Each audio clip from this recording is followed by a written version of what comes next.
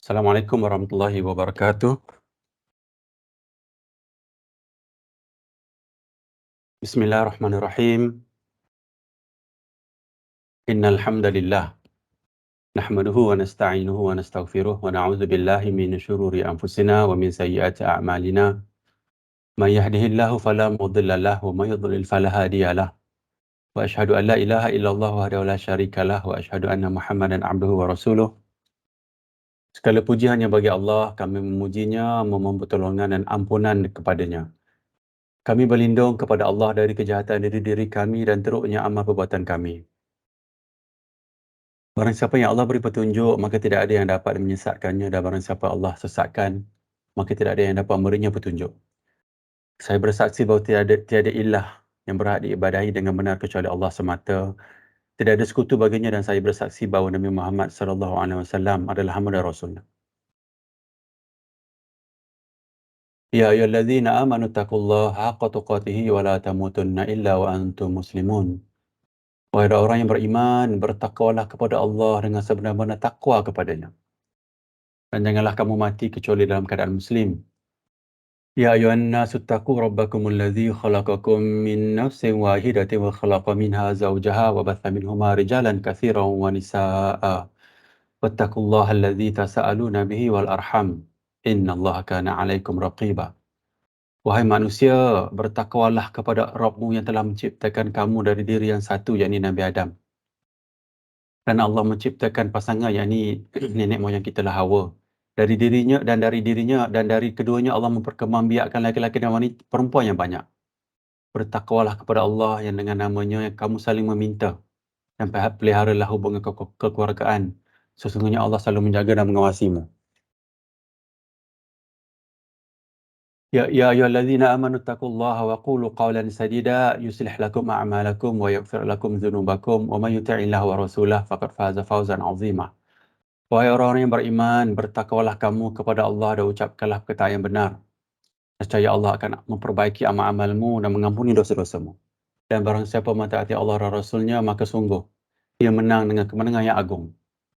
Amma ba'du, fa inna asdaqal hadithi kitabullah, wa khairal hadi hadi Muhammadin sallallahu alaihi wasallam, wa syarrul umuri muhdatsatuha, fa inna kulla muhdatsatin bid'ah, wa kulla bid'atin dhalalah, wa kulla dhalalatin finnar. Sesungguhnya sebenarnya perkataan adalah kitabullah, yakni Al-Quran, dan sebaik-baik petunjuk adalah petunjuk Muhammad sallallahu alaihi wasallam, yakni sunnah yang sahih. Seburuk-buruk perkara adalah perkara yang diada-adakan dalam agama. Setiap yang diada-adakan dalam agama adalah bid'ah. Setiap bid'ah adalah sesat, dan setiap kesesatan tempatnya dalam neraka. So hadis ni ada hadis yang sahih. Nabi baca ketika Nabi memulakan majlis, terutama Nabi baca ketika dia Rasulullah sallallahu alaihi wasallam bagi khutbah lah. Tetapi sebagaimana yang saya selalu sebutlah, kita akan dengar perkataan ni bila ada masa kita nak akad nikah. Imam akan bagi khutbah, dia bagi khutbah hajah. Inilah, tapi sebenarnya sunnahnya ketika memulakan majlis kita baca ayat-ayat inilah yang direkodkan oleh inilah Imam An-Nasa'i, Ibnu Majah dalam kitab mereka. Ini yang sahih antaranya lah yang kita memulakan majlis. Cuma dalam sesi hari ini saya bawa yang hujung ni, amma ba'du ni, yang cerita tentang bid'ah ni. Sebab benda bid'ah ni minggu lepas tu kita sebut kan tentang bila kita baca hadis 40 tu, antara mukjizat daripada Rasulullah sallallahu alaihi wasallam yang Allah bagi kepada Nabi adalah Nabi mempunyai mukjizat perkataan yang sedikit tapi maksud dia besar. Perkataan tu sedikit tapi maksud tu besar lah. Saya ulang sekali lagi lah. Perkataan yang mampat, yang singkat, yang sedikit tapi maksudnya besar. Itu adalah mukjizat Nabi. Tetapi kalau kita tengok pada ayat ni, yang Nabi baca ni, ayat-ayat Nabi ni, yang ni ayat Quran lah. So Rasulullah SAW baca ayat ni dan dia bagi peringatan sentiasa dalam khutbah dia. Dan tiba-tiba kita pandang perkataan ni tidak punya makna. Maksud dia sangat salah lah kalau kita ada pemikiran macam tu. So kita nak apa yang Nabi sebut, bila nak sebut tentang bid'ah ni, kadang-kadang antara kita ni kita rasa sensitif lah. Cuma saya ni nak bawa dari konteks ilmiah supaya kita tak maulah bergaduh ataupun pandangan mungkin berbeza. Cuma kita tengok dari sisi ilmiah tu. Kita bahas dari sudut ilmiah. Kalau ada hadis, kita bahas daripada hadis. Bukan daripada emosi ataupun perbuatan-perbuatan yang kita dah buat lama, kita lontarkan kepada orang yang kita tak suka, lepas tu dia jadi pergaduhan lah. perpecahan yang banyak nanti. Sebenarnya apa yang benar adalah apa yang daripada 3 generasi pertama tu. Especially daripada apa yang Nabi sebut ni lah. So Nabi sebut perkataan ni, seperti mana yang sebelum-sebelum ni pun, saya hurai beberapa ayat ni sebab dah Nabi sebut kalau kita tak rasa apa-apa daripada bacaan kita ni, rasa macam sangat ralat lah kepada kita yang mendengar ataupun ialah orang yang membaca ni. Sebab kita nak juga ambil iktibar dan seperti mana yang saya selalu sebut jugalah, bila Nabi sebut berulang kali maksudnya benda ni penting. Bila Nabi sebut berulang kali perkataan-perkataan ni, maknanya maksudnya sangat penting dan tendensi ataupun kebarangkalian orang ikut adalah kecil lah. Kebarangkalian orang ikut adalah kecil. Macam tu. Bila Allah sebut tentang syirik dalam Quran kan, jauhi syirik, kebarangkalian manusia secara umum lah, kecil orang yang tidak syirik. Dan termasuk orang Islam sendiri pun ramai yang syirik. Sebab itulah dalam antara objektif tazkirah ni, saya nak bagi pemahaman dari angle yang lain sedikit lah. Kita tengok benda-benda yang syirik, benda-benda bid'ah ni. Sebab bid'ah ni yang saya nak cerita nanti kejap lagi, dia buka jalan kepada syirik. Walaupun kadang-kadang perbuatan tu tidak syirik, tapi dia dah buka jalan seluas-luasnya. Sebab bila kita ambil pandangan yang boleh diterima bid'ah ni, maksud dia benda-benda yang syirik, of course lah kita akan buat bid'ah, kita akan berhujah dengan benda bid'ah ni, benda-benda yang khilaf kan. Ni lah baca tu lah boleh. Tetapi bila pergi kepada hadis yang bermasalah tapi dalam bab akidah, tiba-tiba kita mati kan. Dalam sesi ni saya kita akan juga tentang kematian kan. Peringatan tentang kematian kan, orang yang paling cerdik tu kan. Tiba-tiba kita syirik dalam beribadat kita. Allah, macam mana kita duduk sanggah-sanggah orang kan. Jadi daripada permulaan ni, saya akan cerita sikit tentang bid'ah. Sebab bid'ah ni, kenapa panjang mukadimah ni, sebab pengalaman saya lah bila saya dalam grup-grup dan bincang dengan orang agama ni, so orang surau-surau ni, kadang-kadang ni benda ni sangat sensitif. So saya nak letak, kita letak sebagai kita punya minda tu dalam konteks pelajar dan kita nak ambil dari sudut ilmiah begitu. Okey. Keterangan hadis ni sebab Nabi dah sebut, dan saya sebut tadi kan, Nabi ni perkataan dia kecil tapi maksud dia besar. Cuma kalau kita baca-baca tiba-tiba tak ada maksud. Kita kata bid'ah boleh, habislah. Apa maksud hadis yang Nabi sebut? Sama juga dalam hadis, saya ada baca satu hadis, mukadimah kan, panjang sikit tak apalah, at least dalam konteks ilmu lah. Hadis yang Nabi sebut yang ada seorang sahabat Nabi ni berjumpa dengan Nabi, dia ada 2 orang anak, macam tu, tersilap saya. Sorry. Bapak dia, sahabat Nabi ni kata bapak dia nak ambil harta dia. Bapak pada sahabat dia ni nak ambil harta dia. So Nabi kata, dirimu dan hartamu milik ayahmu. Nabi kata, dirimu dan hartamu milik ayahmu. Nabi kata, dalam hadis yang sahih. So maksud dia adalah, apa-apa yang kita punya ni, ayah kita punyalah, mak kita punyalah. Harta kita ni, dia boleh ambil sebenarnya. Dalam konteks tu. Tapi bila saya kaji-kaji baca-baca, bila saya tengok beberapa hujah, saya tengok macam hadis tak punya makna sangat pun daripada apa yang ulama-ulama hurai ataupun ustaz hurai. So saya terfikir, habis tu Nabi punyai mukjizat, perkataan sedikit maksud yang besar, tiba-tiba maksud dia baik macam tak payah sebut. Maksud dia tengok pada conclusion, harta anak tu sebenarnya bukan harta ayah. Macam tu lebih kurang. Nak ambil pun kena minta izin, kena ada. Jadi pelik. So pandangan tu ialah of course lah, sebab pandangan ni banyak. So bila saya tengok balik, kita tak maulah hadis yang kita baca ni, maksud dia, saya nak bawa contoh tadi tu dengan contoh yang sekarang ni, maksud dia, bila Nabi sebut tentang hadis, maksud dia ada implikasi yang besar kepada kehidupan kita.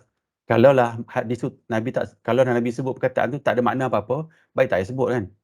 Maksud dia macam tu. Jadi tak kena pula dengan mukjizat yang Allah bagi kepada Rasulullah sallallahu alaihi wasallam. So dalam konteks ni, sebab kita dah baca setiap minggu, saya nak cerita jugalah tentang bid'ah. So ada 2 golongan daripada kajian saya, ada 2 golongan yang berpandangan berbezalah tentang bid'ah ni. Ini heavy sikit lah, tapi tak apa, kita ambil secara ilmu lah, insyaAllah. InsyaAllah Allah bagi kita kefahaman. Golongan pertama, dia kata bid'ah ni tergolong pada 2 pandangan. Pertama, dhalalah. Dhalalah ni adalah apa yang dalam hadis ni. Ini dhalalah ni. Dhalalatin finnar kat sini. Sekejap, bismillah.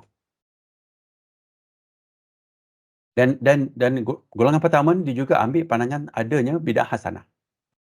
Pergi pada golongan kedua.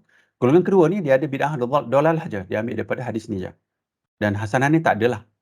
Cuma bila saya buat kajian ni, ada banyaklah kitab yang saya baca. Dan saya tengok pada dua pandangan yang daripada kajian ilmiah antara dua orang ni. Seorang ni Profesor Dr. Asri, dan juga ini ada paper daripada student ni daripada UTM, UM banyak ni. So yang ni yang kata boleh adanya bidah hasanah, yang ni kita tak ada bidah hasanah. So ada dua pandangan berbeza lah. So saya ambil daripada kajian ilmiah jugalah, bukannya saya ni ambil daripada mana-mana lah, tapi daripada bacaan dan juga kajian yang saya buat lah. So daripada dua pandangan tu, kita tengok sini ya. Yang hasanah ni, kalau tengok yang bawah ni dulu, kalau saya lah, daripada faham saya memang totally buang yang ni. Sebab dia buka kepada jalan syirik. Kenapa? Sebab golongan yang atas ni kalau kata ada, dia senang, dia bermudah-mudah dalam hadis. Ni dalam hadis tak saya dia ambil ni. Dia sangat bermudah dalam hadis, sebab kalau tengok pada maksud, kalau kita baca dari sudut ilmiah lah. Yang ni boleh baca lah dalam kitab-kitab siapa yang minat baca. Kalau tengok sini ya, ini pandangan daripada pandangan yang kata boleh ni, ini research paper ni, kajian ni. So kita ambil daripada sumber ilmiah lah. Dia kata apa? Secara umum, mula-mula dia kata kedua-dua golongan adalah berbeza dari istilah bahasa saja. Maksud dia sama je dua-dua orang tu. Dua-dua pandangan tu sama je. Cuma secara umum kedua-dua golongan adalah bersepakat mengatakan bahawa bidah adalah setiap perkara baru serta bertentangan dengan syariat dan tiada asas dari agama yang menjadi sandaran kepadanya, sama ada dari dalil khusus atau dalil umum. Bid'ah seperti ini adalah dikeji dan ditolak. Ini semua terima. Tengok yang bawah ni. Ini yang jadi satu, orang kata, kita boleh jadi orang ambil maksud yang berlainan lah kat bawah. Namun begitu, setelah membuat perbandingan di antara golongan pertama dan kedua, penulis lebih cenderung untuk memilih konsep bid'ah dari kalangan kelompok pertama. Dia punya pandangan ni, dia ambil yang kelompok pertama yang saya sebut tadi lah, yang kat atas tu. Yang menjelaskan bahawa setiap perkara baru yang berlaku perlu ditunjukkan sandaran sama ada dari Quran, hadis, ijma', qiyas atau qawaid syariah. Sekiranya ada sandarannya, maka ia adalah sebahagian daripada syariat dan tidak boleh dianggap sebagai bidah. So kata kunci yang bawah ni adalah sandaran. Satu dekat sini. Disebabkan bermudah-mudah dalam hadis, sahih dan palsu, maka ia termasuk dalam quote-unquote sandaran. So banyak yang saya buat kajian, saya jumpa lah, dan saya juga banyak kali berdebat lah berdebat pun nak suruh orang faham lah kan, tentang maksud bid'ah ni, yang hasanah dengan bid'ah dalalah ni, kebanyakan guna dalil yang ni, yang sandaran ni. So apa-apa yang ada dalam kitab, dalam apa-apalah, dalam pandangan agama, dia kata bid'ah hasanah sebab ada sandaran. Cuma masalah dia, bila kita pergi kepada hadis yang dia ambil, which dia guna untuk sebagai sandaran dia, hadis tu adalah sama ada palsu atau dhaif. So saya bawa contoh dekat sini, ini untuk ilmu kita kan, sebab contoh-contoh yang ni kata boleh bertawassul ni, ini diterima pakai sebagai hasanah. Tetapi hadis yang, kalau kita kajilah hadis yang diguna pakai adalah hadis, sebenarnya hadis tu dhaif, tapi maksud dia kias daripada hadis tu untuk sampai ke sini. So ada dua kesalahan kat situ kalau tengok daripada kajian saya lah. Pertama, dia tu dhaif. Kedua, dia kias, dia andaikan hadis tu pergi ke sini. Sebab biasanya dia akan gunakan justification tu digunakan untuk dia macam the ends justify the means lah, dia terbalik sikit. Ini contoh yang pertama. Kedua, kalau tengok pada sini, tengok pada gambar ni, saya ambil daripada Facebook ni. Tengok perkataan orang ni, dia kata memandang aulia sekali lebih baik daripada melihat Allah 70 kali. Perkataan ni adalah perkataan kufur. Contoh dua ni saya katakan, menyamakan Tuhan dengan makhluk, bahkan makhluk lebih baik dari Tuhan. Ini kufur yang jelas. Perkataan ni orang sebut ni daripada hadis palsu ni atas ni. So point saya sebenarnya, ni ayat Quran yang Allah kata tak samalah, kita boleh baca. Point saya sebenarnya, golongan yang ambil pandangan ni, dia bersenang-senang dengan hadis. Dan hadis ada banyak kategori. Kecuali lah kita ambil pandangan ni, katalah Imam Syafi'i ambil pandangan ni, tak apalah. Dia memang tahu, tengoklah perkataan Imam Syafi'i. Tengok perkataan Imam Syafi'i. Tengok apa perkataan Imam Syafi'i tentang hadis. Imam Syafi'i rahimahullah, dia kata, jika kalian mendapat hal yang berbeza dengan sunnah Rasulullah SAW, katalah dia yang ada pandangan boleh terima lebih dari hasanah. Katalah ada. Apa dia kata tentang hadis? Jika kalian mendapatkan hal yang berbeza dengan sunnah Rasulullah SAW dalam kitabku, maka berpendapatlah yang sesuai dengan sunnah Rasulullah SAW dan tinggalkanlah pendapatku. So Imam Syafi'i kata macam tu. Kejap.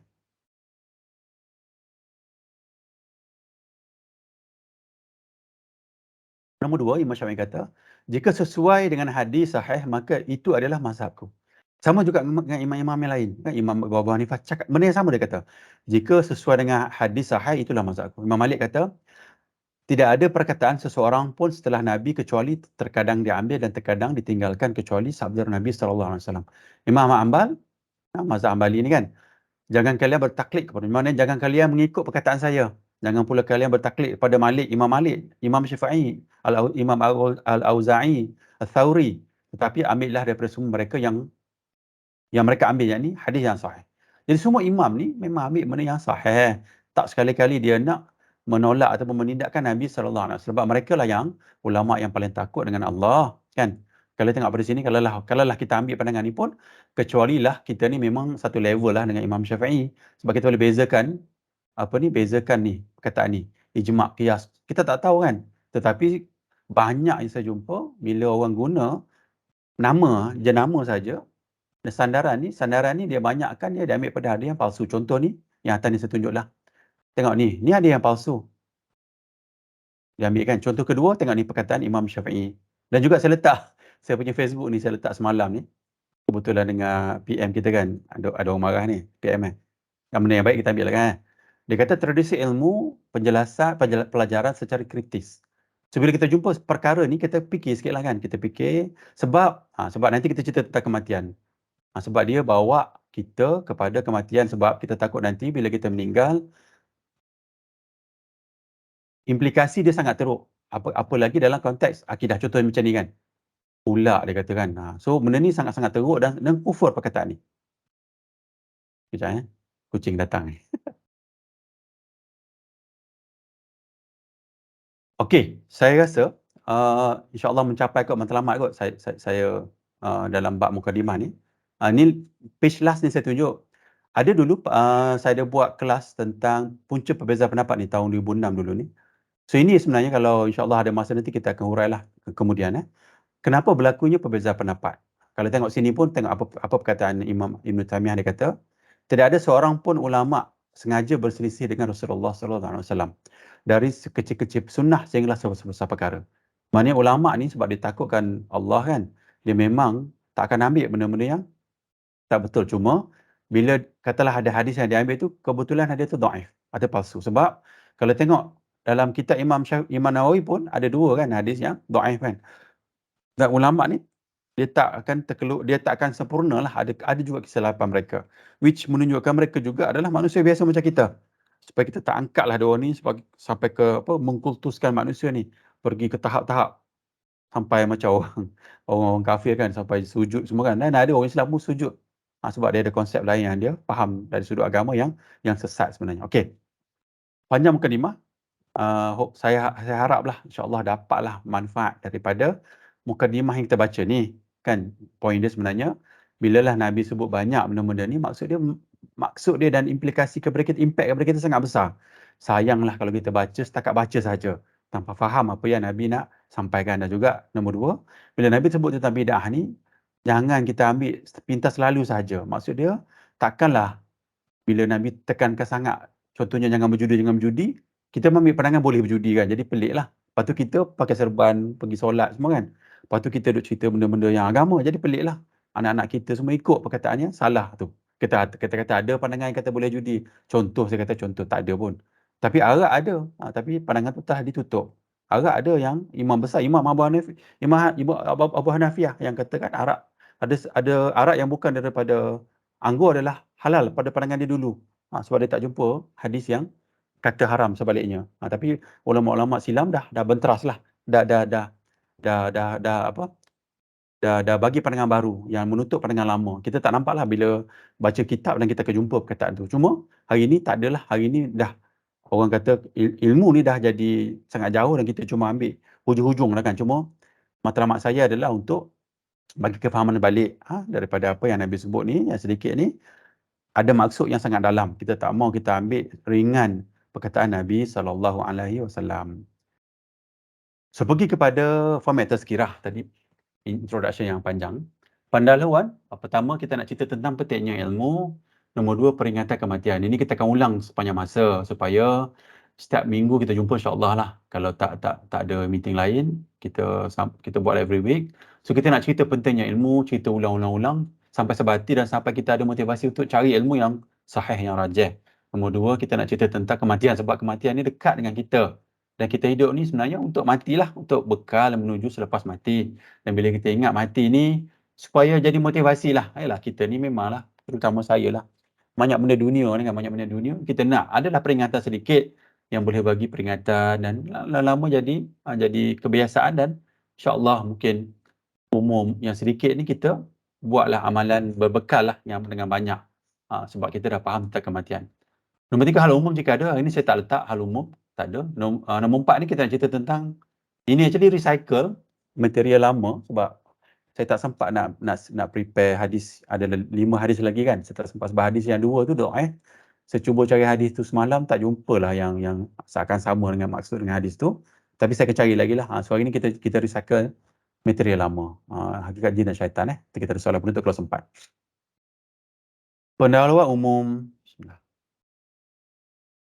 Pentingnya menuntut ilmu. Daripada Muawiyah bin Abi Sufyan radhiyallahu an, Rasulullah sallallahu alaihi wasallam bersabda, barang siapa yang Allah kehendaki mendapat seluruh kebaikan.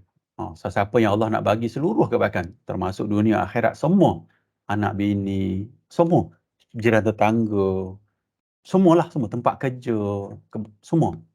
Allah bagi dia faham agama. Ada riwayat Bukhari dan Muslim. So nak faham agama, jalannya tak senang lah, kena ada usaha. Dia bukannya macam orang sufi kan, setengah orang sufi yang sesat tu dia fikir duduk diam-diam ilmu masuk. Ada orang yang sesat kan yang cerita dalam, kalau tengok kat YouTube, orang yang ada pandangan Wahdatul Wujud ni, yang pelik-pelik ni kan, yang ambil tasawuf-tasawuf yang sesat ni, yang dia kata ilmu laduni tu, ilmu Allah boleh bagi direct dalam kepala dia.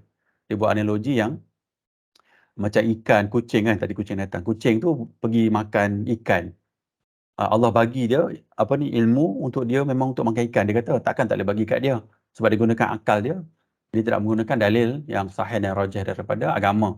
Dan dia buat dalil tu, dan orang kat bawah dengar iyalah. Tengok kan. Dan nak jadi package pula, orang tu akhlaknya baik kan. Kita tengok kan, Allah akhlak baik, takkan salah kan kita tengok macam tu. Jangan tertipu dengan kita nak supaya faham agama, sebab faham agama menolak kita daripada benda syirik tadi. Dan kebaikan yang seluruh kebaikan ni sebenarnya sikit je kebaikan atas dunia ni kalau kita banding kebaikan di akhirat kan. Sampai ada hadis yang Nabi cerita tentang rahmat Allah kan. Allah tak turun rahmat satu tak silap saya. Boleh cek balik hadis tu. Satu di dunia, 99 di akhirat. Maksud dia, majoriti rahmat ni Allah nak bagi ke akhirat. Seluruh kebaikan, kalau 99% tu berbanding 1%, negligible lah 1% tu kan. Maknanya seluruh kebaikan tu di akhirat tu sebenarnya. Kan? Apa kita buat semua, kalau kita berinteraksi dengan orang pun, sebab kita faham agama, most probably orang yang berinteraksi pun doa kepada kita. Sebab atas kebaikan akhlak kita, dia dapat rasa, dia dapat rasa kebaikan kita tu kepada dia. Dengan akhlak seperti mana Nabi nak umat dia berakhlak lah insyaAllah. So nak sebut yang pertama ni, pentingnya menuntut ilmu ni, kita ambil ilmu yang sahih lah, ilmu yang benar-benar sahih daripada Rasulullah sallallahu alaihi wasallam. Nombor dua, dah faham agama ni, kita baca anjuran berdakwah, kita nak berdakwah pula. Daripada sahabat Sa'ad radhiyallahu an, bahwasanya Rasulullah sallallahu alaihi wasallam bersabda kepada Sayyidina Ali radhiyallahu an, demi Allah, sekiranya Allah memberikan hidayah kepada seseorang melalui dirimu, itu lebih baik bagimu daripada memperolehi unta merah. Maksudnya barang yang paling berharga. Hadis Bukhari dan Muslim. Muttafaqun alaih. Selepas faham agama ni, kita dakwah lah sebab dapat pahala yang banyak dan juga bekal kita lah selepas mati. Dan kita nak lah, tengok ni, kita nak lah kita nak kita yang dakwah. Orang tu berubah tak berubah tu kerja Allah Ta'ala yang akan bagi. Kita dakwah, tak apalah 5 tahun, 10 tahun, 7 tahun kan. Kita sendiri pun nak faham agama, mungkin ambil masa 5 tahun kan. Mungkin 10 tahun nak faham. Ilmu tu ilmu kita ambil mungkin 40 tahun dah ilmu kita belajar ilmu agama. Tapi tak faham lagi. Tapi mungkin faham 70% je, ataupun dalam 40 tahun kita belajar tu kita buat benda syirik banyak kan. Tak faham lagi. Tapi bila kita berdoa, kita minta dengan Allah dan kita berfikir tadilah yang secara kritis kan. Promote Facebook sendiri kan.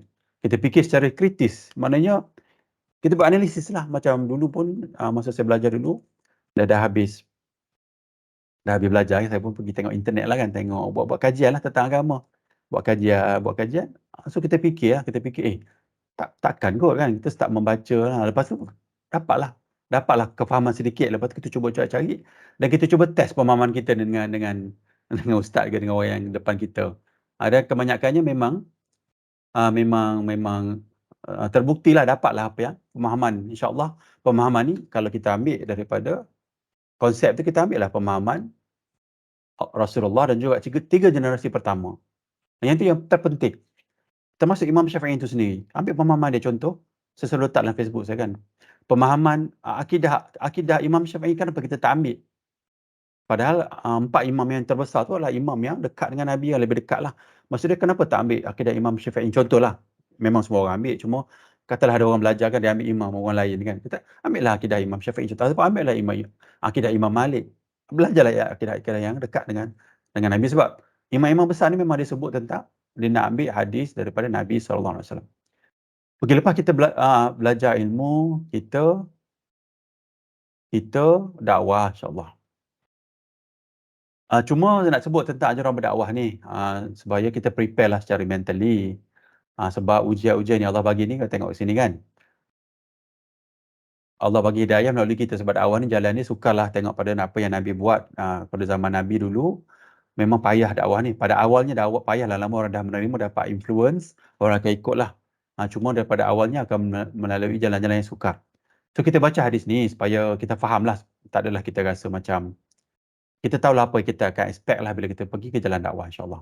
Daripada Mus'ab bin Sa'id, seorang tabi'in, dari ayahnya ia berkata, yang bermaksud, wahai Rasulullah sallallahu alaihi wasallam, manusia manakah yang paling berat ujiannya? So sahabat ni tanya, siapa yang paling berat ujian ni? Wahai Rasulullah, baginda sallallahu alaihi wasallam bersabda, para nabi kemudian semisal dengannya, seseorang itu akan diuji sesuai dengan keadaan agamanya. Maknanya lagi kuat agama, lagi faham dia agama, lagi kuat ujian dia. Sebab orang yang faham agama ni, dia tahu dia kena dakwah. Dia kena berada di dalam masyarakat. Dia kena cerita kat orang. Dan confirm orang akan benci. Sebab apa? Kalau dia berdakwah, kalaulah semua satu tempat tu memang dah faham agama, tak adalah dakwahnya kan. Dakwah ni sebab dia macam supply and demand lah. Dakwah ni kena ada sebab orang tak faham. Macam itulah. Orang tak faham agama, dia dakwah supaya dia faham. Orang tak reti nak solat, dia ajar. Dia ajar tu dalam konteks dakwah lah. Yang susahnya bila kita dakwah, orang dah ada pemahaman dia sendiri dan kita cuba ubah orang tu. Dan mengubah orang ni yang Nabi sebut tadi kan. Berubah ni hidayah melalui diri. Maksudnya orang tu berubah. Tapi kalau orang tu memang dah tak berubah pun kan sama je, dan dia bukan dalam konteks dakwah. So dakwah ni kena ingatlah, dakwah ni dia dalam konteks ubah orang tu kepada yang benar, yang betul kan. Apabila agamanya begitu kuat, yang ni kukuh, maka kuat semakin berat pula ujiannya. Sebab tu saya sebut analogi dulu, takkanlah orang kuat agama duduk dalam hutan kan, ataupun duduk seorang dia cukup kampung. Taklah, dia kena berada dalam masyarakat. Sebab di situlah orang kata lubuk pahala lah, tapi lah dakwah kan, orang marah lah. Cuma dakwah ni ada seni dia sendiri. Apabila agamanya lemah, maka ia akan diuji sesuai dengan kualiti agamanya. Agama tak kuat, ujiannya pun perlahanlah tak kuatlah. Seorang hamba akan sentiasa mendapat cubaan sehingga dia berjalan di muka bumi dalam keadaan bersih dari dosa. So, tengok ada orang yang memang sentiasa Allah uji. Kita tak nampak lah kan. Sebab mungkin ujian tu secara peribadi kan. Dia je tahu. Cuma, ada orang ni sentiasa. Tahun lepas uji, 2 tahun lepas pun uji. Tahun ni bukan ujian lagi. Allah susahnya kehidupan dia. Dan memanglah. Sebab Allah nak bila dia meninggal, tak ada dosa dia. Dan kita jangan, satu benda yang saya nak kena ingatkan pada rakan-rakan, kalau boleh kita jangan macam perasan lah kan, kita yang menzalimi orang kan. Lepas tu kita susah, kita rasa saya dalam ujian. Bukan begitu. Kita kena tengok, sebab konteks agama ni dia yang besar sebenarnya adalah bila kita berinteraksi dengan manusia. Pahala ataupun dosa yang sangat besar bila ada hubungan kait dengan orang lain. Macam contoh pahala, dosa Nabi sebut yang cerita tentang jiran. Ada jiran baiklah, solat semua buat kan, tapi dia sakiti, benda sunat pun dia buat, puasa dia buat, tapi dia sakiti jiran dia. Nabi kata orang tu dalam neraka. Ada seorang lagi dia buat benda wajib tapi dia tak kacau orang. Orang tu dalam syurga, Nabi kata. So dia punya implikasi dia macam multiply effect lah, dia exponential. So kena hati-hati sikit lah. Hadis ni ada yang sahih. So nak cerita yang hadis ni, bila kita berdakwah ada ujian, tapi tak apalah, itu adalah bekal kita menuju mati insya-Allah. Satu lagi tentang ilmu saya nak sebut, kita baca yang last sekali ni, surah Al-A'raf ni, jangan kita keluar daripada sepadan ilmu. Apa yang Allah kata? Allah haramkan, yakni mengada-ngadakan terhadap Allah apa sahaja yang kamu tidak ketahui. Berbicara tentang Allah tanpa ilmu. Termasuk berbicara tentang Allah tanpa ilmu ni adalah kita cerita benda-benda yang dhaif, palsu lah. Padahal kita tak buat research, kita cerita macam tadi kan, cerita yang apa, yang kita tengok, ni ini palsu. Lepas tu kufur pula tu, ini perkataan kafir ni, perkataan kufur ni. Dia menyamakan Tuhan dengan makhluk. Tapi kalau orang yang ada ilmu, orang boleh baca, ish, apa perkataan ni? Tapi kalau orang yang macam, yang dah terbiasa dengan benda macam ni, kata, oh aulia Allah, kan? Tapi perkataan ni perkataan kufur. Jadi tengoklah implikasi saya sebut tadi kan, yang kefahaman tentang agama ni. Jadi kita nak sampai ke tahap kat sini. Bila kita boleh dah nilai, ini kufur. Apa ni kan? Dia boleh selamatkan kita daripada syirik tadi, daripada kufur tadi. Itulah sebenarnya kekuatan ilmu yang kita ambil, kalau ilmu yang benar-benar raja dan sahih daripada Nabi SAW. So yang dhaif palsu tak maulah. Kita tak mau tak mau ajar orang atau sebarkan benda yang palsu. Saya baca hadis ni, Nabi SAW bersabda, yang ini bermaksud, barang siapa yang berdusta atas namaku, maka siaplah tempatnya dalam neraka. Ni past tense ni, dah berlaku dah. Dah ada tempat dalam neraka. Nabi SAW bersabda, maksudnya, barang siapa yang berkata di atas namaku yang mana aku tidak pernah mengucapkannya, maka siaplah tempatnya dalam neraka. So sangat besar implikasi ni. Hati-hati sahabat-sahabat, termasuk diri saya lah, hati-hati dalam kita sebarkan hadis. Hati-hati, ataupun bukan hadis tersebut, oh Nabi sebut macam ni. Kan kadang kita sebut je secara umum. Sangat hati-hati. Jaga. Kita pun tak nak macam orang dekat kita, mak ayah kita kan. Orang kok kata mak ayah kita, padahal ayah kita tak sebut pun, kita marah lah. Ayah saya tak kata pun perkataan tu kan. Nabi apa lagi? Allah apa lagi? Hati-hati, sebab tu kalau tengok ada orang yang memang benar-benar dia berjuang untuk elakkan, untuk lawan, benteras orang cerita benda yang palsu tentang Nabi. Menunjukkan kecintaan sangat mendalam orang tu kepada Nabi kan. Bukannya dia duduk atas selawat bising-bising kan. Tidak, sebenarnya yang menunjukkan kecintaan orang tu pada Rasulullah, bila dia jaga warisan Nabi kan. Nabi tinggalkan hadis lah, ilmu kan. Quran dan hadis lah Nabi tinggalkan. Dia jaga benda-benda yang kepalsuan tu, dia jaga, dia benteras.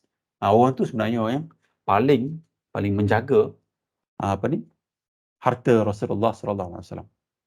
Okey. Kita dah habis yang tentang ilmu. Harapannya dapatlah sedikit manfaat daripada ilmu ni. Ada 4 benda ni kan. 1, kita cerita tentang kita cari ilmu. Allah bagi kebaikan kepada kita. Nombor 2, kita berdakwah. Dakwah lah, kita cuba dakwah insya-Allah. Nombor 3 ni nak bagi tahu yang dakwah ni adanya ujian. Kita akan diuji. Dan ujian ni lah yang menyebabkan kita masuk syurga, ataupun Allah tingkatkan kita punya level kan, peringkat-peringkat lebih tinggi dekat dengan Allah kan. Nombor 4, jangan mengajar benda yang kita tak tahu, ataupun jangan mengajar benda yang palsu dan dhaif. Hati-hati sahabat-sahabat, sebab benda ni implikasi sangat besar. Sebab kenapa nak cerita ni lah, kita nak cerita pasal kematian ni, sebab apa yang kita buat tentang ilmu tadi adalah bekal kita. Cuma ini semua orang kena sedih lah kan. Ini Allah sebut dalam Quran ni. Allah kata dalam Quran kan, tapi kamu memilih kehidupan duniawi. Samalah saya ni, samalah. Kita pilih benda dunia kan. Benda akhirat ni tak lazat lah, tak seronok. Macam doktor apa ni, ada seorang ustaz sebut lah, benda dunia ni tak seronok. Benda dunia ni lazat, benda akhirat ni tak seronok. Lepas tu apa lagi Allah kata dalam surah Al-A'la ni, padahal kehidupan di akhirat itu lebih baik dan lebih kekal. Jadi hari ni kita nak motivasikan diri kita lah. Kita nak menuju kematian lah. Memang seronok dunia ni kan, dengan bonus lah, dengan duit, dengan gaji kan. Dengan macam-macam yang ada. Dengan kereta, dengan motor, dengan rumah, dengan harta, dengan anak isteri. Macam-macam lah, dengan travelling kita, apa semua. Seronok dunia ni. Tapi yang lebih baik, Allah beritahu ni, yang lebih baik adalah akhirat. Jadi kita naklah motivasikan diri kita untuk kita ingat akhirat. Menuju kebijaksanaan, Rasulullah SAW bersabda, Bismillah, perbanyakkanlah mengingati pemutus kelazatan. Hari ini dalam konteks kita nak ingat kematian lah, kita baca hadis-hadis yang sahih. Daripada Ibnu Umar radhiyallahu an, ia berkata, saya pernah bersama Rasulullah SAW, lalu seorang Ansar mendatangi beliau. Ia memberi salam dan bertanya, wahai Rasulullah SAW, mukmin manakah yang paling baik? Beliau SAW bersabda, yang paling baik akhlaknya. So, sahabat ni bertanya kepada Nabi, dia tanya, mukmin mana paling baik? Nabi kata, orang yang paling baik akhlaknya. Dan akhlak ni adalah neraca Al-Quran dan hadis. Bukannya kadar kita, kadar Allah dan Rasul. Kena ingat, akhlak ni kadang-kadang sebab mungkin kita ada kuasa, kita rasa, ini yang paling baik. Tak begitu.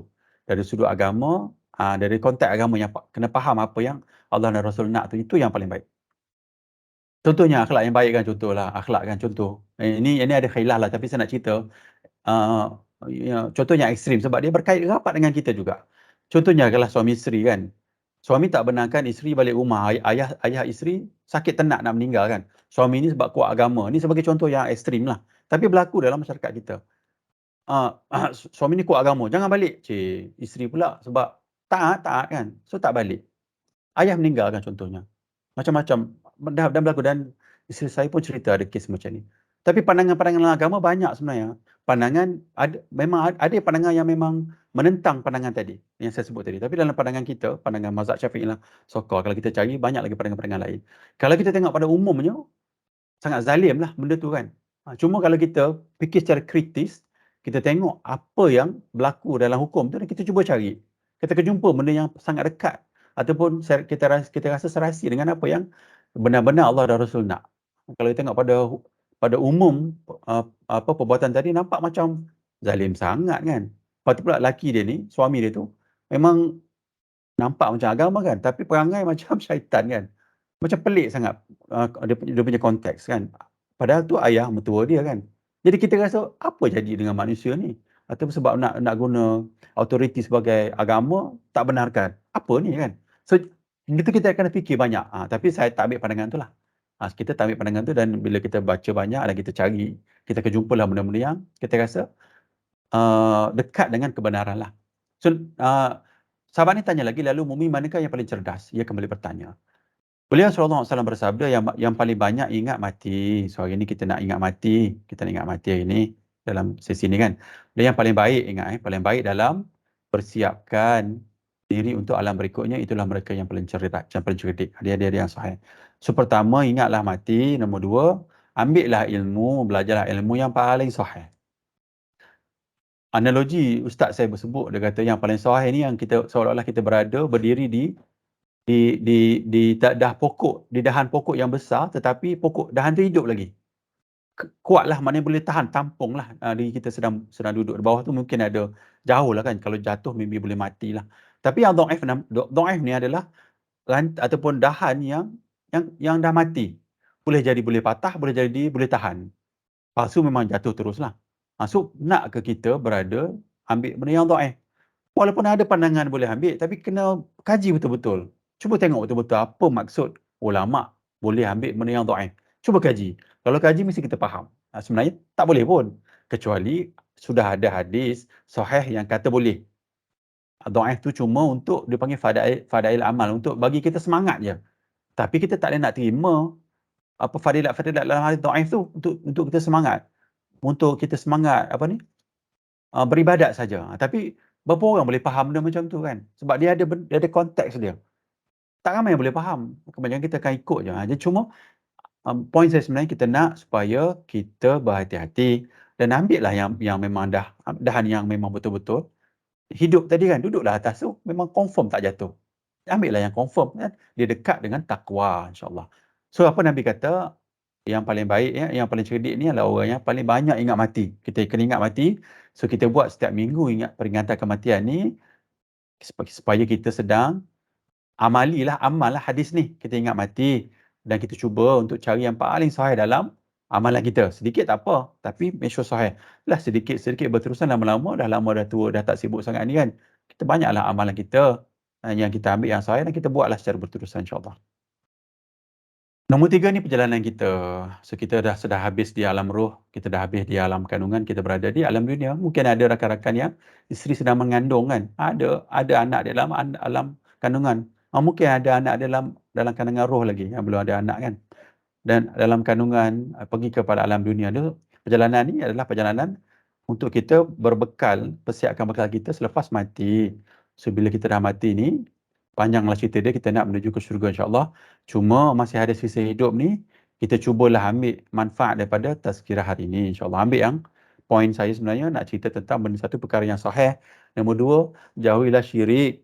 Nombor 3, contoh katalah ada yang berkait dengan syirik tu kan. Katalah orang kata bolehlah amalan tu kita buat. Kajilah sedikit, ambillah sedikit usaha. Sebab tak larat kita nak harum benda yang panjang ni kan, menyesal tak sudah ni, dan juga Quran sebut banyak kali kan dalam Quran. Orang semua menyesal lepas mati. Memang confirm menyesal. Jadi ada sikit masa ni, nak sarankanlah untuk diri saya juga, untuk diri saya, untuk rakan-rakan juga, kita persiapkan diri dengan perkara yang paling baik, paling sahih, dan jaga supaya tidak syirik, insyaAllah. Okay, panjang Kau di mana 40 minit, tak apa. Kita cuba panjangkan sikit sebab hari ni pun saya tak ambil hadis tu. Hal umum kalau ada, saya stop dalam 5 saat ke? Kalau ada, terus masuk je. Ada dekat chat.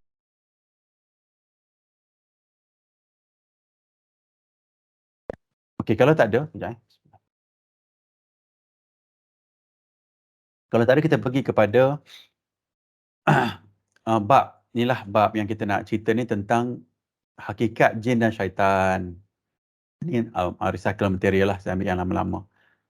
So, hakikat jin dan syaitan ni, mana tadi? Ni lah. So, hakikat jin dan syaitan ni, kita cerita dulu tentang kejadian dulu makhluk. Kita tengok makhluk yang, ada 3 makhluk kan, yang Allah jadikan lah. Pertama daripada cahaya, yakni malaikat. Malaikat ni macam-macam lah, tapi dalam hadis ada yang malaikat menyerupai manusia. Dan malaikat Jibril yang menyerupai manusia ni, dia ada dalam hadis nombor 2. Hadis nombor 2, tak silap saya. Hadis nombor 2, Imam Nawawi. Nabi Jibril datang dalam rupa seorang sahabat Nabi. Nama dia, nama dia, saya tak ingat nama dia. Nama dia kalau bahasa Arab tu macam bunyi Al-Kalb, macam tu. So dia datang dan Ibn Umar, bukan Ibn Umar, Sayyidina Umar Al-Khattab tanya siapa tu. Dia datang duduk dekat kaki yang lutut dengan lutut Nabi kan, dia duduk. Dia bercerita. Dan hadis tu yang cerita tentang dia boleh menyerupai manusia. So malaikat daripada cahaya, nombor 2 kita lah manusia daripada tanah. Tanah boleh, manusia ni boleh jadi syaitan. Sebab syaitan ni adalah sifat. Syaitan ni bukannya fizikal benda tu, tapi syaitan ni adalah sifat. So nanti saya tunjuk definisi syaitan lah. So boleh jadi kadang-kadang manusia yang jahat ni kita panggil je syaitan. Memang dia syaitan pun. Dalam konteks agama memang dia syaitan. Dan syaitan ni boleh jadi jin. Jin ni boleh jadi syaitan. Boleh macam tu So kejadian ketiga adalah daripada api. Jin memang daripada api. So jin ni kalau kita huraikan lebih sikit. Jin ni dia ada jin kafir, dia ada jin Islam, dia ada iblis, dia ada syaitan lah. Syaitan ni sebenarnya semua ni lah termasuk dalam benda-benda yang teruk ni. Jin Islam pun boleh jadi syaitan macam kita lah, manusia. Orang Islam pun boleh jadi perangai syaitan ramai kan. Sama juga sebab dia adalah perangai. Dan juga qarin kita selalu dengar tentang qarin. So qarin ni adalah memang syaitan ni, iblis ni dah assign seekor jin dia panggil qarin yang berada di bahu kiri kita kan. Kecuali Rasulullah SAW. Sebab Nabi, jin qarin dia masuk Islam. Dalam hadis yang Nabi sembang ataupun cerita dengan Sayyidatina Aisyah. So nombor 3 sifat lah syaitan. Kita sebut syaitan supaya kita faham dulu. Syaitan ni adalah sifat. Dia boleh jadi jin, boleh jadi manusia, boleh jadi binatang pun. Syaitan. Binatang tu perangai syaitan kan. Ada cerita tentang syaitan yang berada di atas belakang, dia menunggang binatang. Ada tikus macam tu. Adalah hadis Nabi sebut. Syaitan yang menunggang binatang. Cuma sebagai konsep pertama lah saya nak cerita tentang kejadian makhluk, tentang syaitan dengan sebab kita kan memang sebut hantu jadi takut kan. Sebuah hantu jadi takut. Saya pun memang takut. Dululah, sekarang ni dah faham-faham sikit. Kita bawa lah anak-anak kita kan 1 pagi, 12 tengah malam pergi kat luar kan. Kita bawa kayu. Tengok-tengok kuku ada hantu kat luar, kita baling kayu. Sebab apa? Kita cuba nak ajar anak-anak kita lah supaya jangan takut syaitan dengan hantu. Kalau tengok pada sini kan, memang kita takut pun dah tahu ni, kita cubalah kan. Sebab benda ni melalui praktis kan. Benda ni dah melekat dalam jiwa kita kan. Lama-lama hilang lah kalau kita praktis sedikit demi sedikit. Kita tengok daripada poster yang saya post kat sini. Reaksi Nabi dan para sahabat ketika melihat penampakan syaitan. Nabi Ibrahim dia lempar dengan batu. Mana tengok syaitan ni baling. Sebab syaitan ni memang musuh kita tau. Macam kita jumpa musuh kita lah, tengok ular kan. Bunuh lah kan. Musuh kita. Ataupun tengok color kan, jengking. Lipan dalam rumah. Takkan tengok lipan, biar je. Bunuh lah. Sama juga perangai kita, akhlak kita, perangai kita bila nampak syaitan. Tengok atas pokok kan orang prank kan, belasah je mamak tu. Siapa suruh kan? Satu dosa prank. Nombor 2 memang syaitan ni Allah suruh, Nabi suruh kita belasah kan. So kita baling sebab dia adalah musuh kita. Nombor 2, Nabi SAW dia cekik leher syaitan. Ini yang syaitan yang sudah dia bentuk, dia bertukar ataupun dia menjelma jadi manusia lah. Dia tak boleh cekik benda gaib. Kita cekik benda yang benda yang dalam bentuk manusia lah. Nombor 3, Khalid Ibn Walid tikam dengan pedang. Dia tikam. Nombor 4, Ammar bin Yasir, dia hentam dengan batu. Jumpa syaitan dalam bentuk manusia ataupun whatever lah, binatang ke apa, dia hentam dengan batu. Umar Al-Khattab, dia bergusti, dia berdua dengan tangan kosong. Lawan syaitan. Ibn Zubair memukulnya dengan tongkat.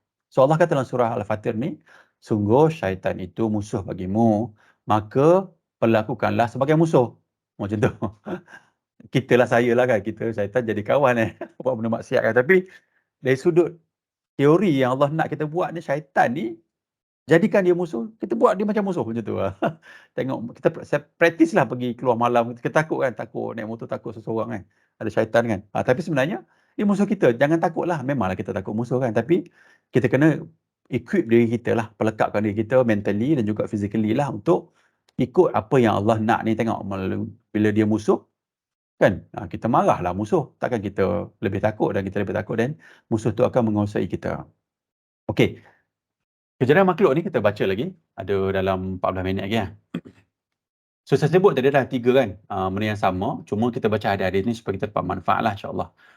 Rasulullah SAW telah menerangkan tentang 3 jenis makhluk ini dalam sabda baginda. Diciptakan malaikat dari cahaya, diciptakan jin daripada nyalaan api, dan diciptakan Adam manusia daripada apa yang telah jelaskan pada kalian. Inilah, dia menciptakan manusia dari tanah kering seperti tembikar, dan dia menciptakan jin dari nyalaan api, surah Ar-Rahman ni. So kita faham daripada konsep atas ni adalah sebenarnya semua daripada dalil yang sahih. Kaum jin, kita tengok kaum jin, surah Al-Kahf ni ayat 50, dan ingatlah peristiwa ketika kami berfirman kepada malaikat, sujudlah kamu kepada Adam, lalu mereka sujud malaikat iblis. Ia berasal dari golongan jin. Maknanya kita faham jin, iblis ni berasal dari golongan jin. So jin ni saya dah sebut, tunjuk atas tadi kan, tapi kita tunjuklah supaya boleh lebih faham. Kenapa nak cerita tentang syaitan jin ni? Sebab bila kita lebih faham musuh kita, senanglah kita nak elak ataupun nak lawan kan. Ni tak faham benda yang kita tak, sebab orang ni dia takut pada benda yang dia tak tahu. Macam bid'ah tadi kan, dia tak faham benda tu sebenarnya tak bid'ah pun kan. Kita duk marah-marah orang tu, tengok kaji, tak bid'ah pun, contoh kan. Ataupun kaji memang bid'ah pun kan. Setengah orang dia tengok benda yang tak sama apa yang dia belajar tu, dia bid'ah, contohlah. So orang ni musuh kepada apa yang dia tak tahu. Sama juga dalam konsep ni, kita nak faham tentang musuh kita. Bila kita faham, senang kita nak elakkan ataupun kita nak lawan dia lah, ataupun nak elakkan lah, macam tu lah. Ataupun taklah perangai kita macam perangai musuh kita kan. Orang yang kita benci, Allah pun benci, takkan kita nak ikut perangai orang yang kita benci, macam tu lah. So jin ni, ada jin kafir, ada jin Islam dan juga ada iblis lah, dan juga ada qarin jin. So perangai semua ni adalah perangai syaitan, kecuali jin Islam lah. Jin Islam ni ada yang jin perangai syaitan, ada jin Islam yang perangai tak syaitan lah. Kena ingat macam tu, macam manusia jugalah, manusia ada yang perangai syaitan, ada yang perangai tak syaitan. Ini qarin daripada hadis Muslim. So Rasulullah SAW bersabda, setiap orang di antara kalian telah diutuskan untuknya seorang qarin, pendamping dari golongan jin. Jadi kita tak takut sangat tentang benda ghaib ni, sebab ada kat sebelah kita pun. Jadi macam kita tengok cerita hantu kan, saya cubalah dalam diri saya sendiri pun, kadang-kadang memang saya test lah, cuba test diri kita duduk seorang-seorang, sebab kita nak praktis lah, supaya kita nak amal lah apa yang Nabi sebut ni kan. So qarin ni ada kat sebelah kita, rupa macam mana kita tak tahu kan. Memang ada qarin kat sebelah kita ni. Kalau nak kata, takutnya dalam tu gelap, takut ada hantu. Tak ada, kat sebelah awak, kat rumah, seorang sekarang pun ada hantu, ataupun ada jin kat sebelah ni kan. So, maksudnya ceritanya dah biasalah benda tu. Normal lah. Bila dah normal, dah norm, tak takut lah. Macam tu lah cerita dia. So, katalah ada soalan saya letak ni sebab saya baca kitab ni, dan kitab ni pun Ustaz saya syarah masa saya ambil kelas diploma tu. Ustaz Farhan. Dia syarah tentang kitab ni lah, Bidayah wa Nihayah. So, dalam kitab ni, katalah orang tanya, ada tak penghuni sebelum bangsa jin? So, dalam kitab ni, Ibn Kathir ni ada sebut lah, dia kata, kalau ni saya tulis daripada perkataan saya lah, jika ada orang yang katakan ada bangsa sebelum jin, yang bernama Hin dan Bin, mereka juga adalah daripada bangsa jin. Kalau orang tengok kan, arkeologi tentang tulang-tulang manusia, dia tengok manusia dah berumur puluh juta tahun. Katalah 10 juta tahun dah ada dah rangka macam manusia. Cuma manusia yang ada tu bukannya daripada anak pinak Nabi Adam. Yang tu adalah macam manusia tapi dia tak ada akal. yang ada akal bermula daripada Nabi Adam ke bawah. Nabi Adam ni lebih kurang dalam 6,000 7,000 tahun je.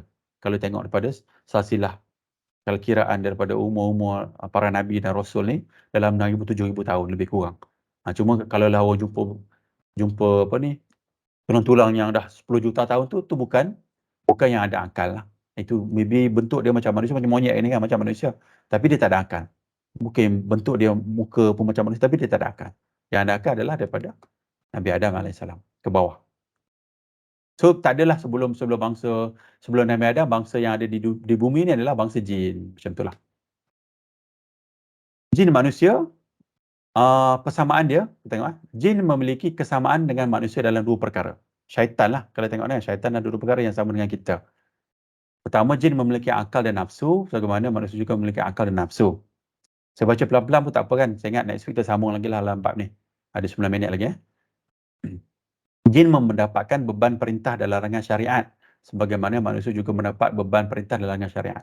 So kena ingatlah jin, kalau kita tengok dalam baca buku-buku apa, fantasi kan. Macam dulu Tamra Jalis lah, macam-macam kita baca kan. Dalam buku tu pun ada sebut yang dia jumpa dengan jin. Jin tu tak ikut syariat Nabi Muhammad SAW. Tapi ni cerita fantasi je. Tak betul pun, cerita fantasi je. Jadi dia kata dia ikut syariat Nabi lain. Kalau kita faham agama, kata salah lah. Mana jin tu jin kafir lah. Bukannya kata jin tu betul, jin tu Muslim. Tak, jin tu tak Muslim. Jin yang dijumpa tu adalah jin kafir. Kalau dia kata, oh syariat saya tak ikut syariat Nabi Muhammad, saya ikut syariat Nabi Musa contoh. Dia jin kafir lah kalau kita jumpa lah. Kalau orang yang dia rasuk dia sebut benda macam tu kan. So jin dalam badan dia tu adalah jin kafir. Dan orang rasuk dia saya nak sebut jugalah. Orang yang dirasuk jin tu pun tak semestinya jin yang rasuk dia tu adalah jin kafir saja. Jin Islam pun rasuk juga. Sebab jin Islam ni macam kita lah, manusia kan. Yang baik pun ada, yang tak baik pun ada. Samalah kan, ada orang Islam minum arak ada juga. Yang berzina pun ada, samalah maksud dia. Cuma yang membezakan dia kafir dengan tak kafir adalah dia bersyahadah, dia ada iman kepada Allah dan dia buat dosa. Sama juga jin yang masuk dalam badan orang yang kena rasuk tu pun most probably jin yang dia tak kufur tapi dia nakal lah, dia tak ikut sebenar-benar syariat Nabi. Dia bukannya kafir lah, dia Islam. Ada juga jin Islam, maksud saya ada jin Islam, ada jin kafir. Dan juga kita tengok sini, Allah sebut tentang syariat kepada jin dan juga orang manusia lah. Allah kata dalam surah Az-Zariyat ni, dan aku tidak menciptakan jin dan manusia, melainkan supaya mereka menyembahku. So sama je syariat jin dan syariat kita. Sama je, jin dengan kita syariatnya sama. Manusia tidak mampu melihat jin dan jin mampu melihat manusia. Allah Ta'ala berfirman, sesungguhnya ia, iblis dan pengikut-pengikutnya melihat kamu di suatu keadaan yang kamu tidak mampu melihat mereka, iaitu pada bentuk yang asli. Hadis ni, ayat Quran ni mempunyai satu maksud yang besar kepada kita. Pertama, Allah beritahu yang jin nampak kita. Nombor dua, ini sebut ni, manusia ni dia tak boleh nampak rupa jin yang asal. Ayat ni sebut, jin yang asal berada di alam ghaib. Manusia tak akan nampak alam ghaib. Kan kalau kita tengok pada ayat Quran ni, kita tengok ada orang kata masuk alam bunian kan, dia nampak ada rumah, ada kayu. Kalau tengok ayat ni memang salah lah konsep yang kita faham sebelum ni. Maknanya kalau tengok konsep ni, katalah orang tu pergi ke alam lain. Alam lain tu sebenarnya adalah alam yang direka tu. Bukan alam ghaib yang sebenar-benar ghaib. Dan juga bentuk dia orang tu. Katalah dia jumpa dalam, kan tengok alam bunian, orang comel kan. Bunian kan. Tak adalah, jin ni memang, kita kan cerita tentang jin selepas ni. Kalau tengok dekat sini, ada 7 minit lagi. Mungkin tak sempat lagi next week kita cerita. Tapi ini bentuk jin ni. Tengok ni pelik-pelik kan. Ada tanduk. Scary kan. Tengok dalam alam bunian comel. Scary. Sebenarnya bukanlah, maknanya alam yang dia nampak tu bukan halusinasi. Jin duduk berada dalam otak dia ataupun dia tahu kan, adalah spesialis dalam golongan jin. Tapi jin ni sebenarnya kalau ikut kepada syarah ustaz saya, tak ramai yang cerdik lah. Dia memang kuat lah, cuma dia ikut arahan maybe bangsa iblis ni lah. Ada yang cerdik-cerdik kan, yang mungkin ada yang maybe specially dia boleh pergi kepada akal kita, dia tahu tempat spot mana yang boleh dia buat kita halusinasi lah, mungkin begitu. Dia sorokkan kita kat mana-mana, kita berangan, kita ingat benda tu benar lah. Macam tu. Kalau tengok pada ayat ni memang cerita benda yang besar. Satu lagi ayat ni, kalau kita tengok kan ada orang cerita, dia mampu nampak alam lain kan, Allah buka hijab. Tak betul. Orang tu bila dia kata Allah buka hijab, dia telah menolak Quran ni. Dia telah menolak ayat Quran ni. Tak betul. Allah tak akan tunjuk benda gaib pada orang. Kecuali ialah Nabi pun ada lah. Tapi Nabi pun, kita tengoklah dalam hadis-hadis yang Nabi tengoklah spesifik apa yang Nabi alami lah. Tapi secara umum tak ada. Yang tu memang tipu daya syaitan. Yang tu kalau lautan nampak kata, oh dia nampak benda ni, tu semua tu tipu daya syaitan. Penipuan dia orang. Sebab dia nak, kan syaitan ni apa yang Allah kata?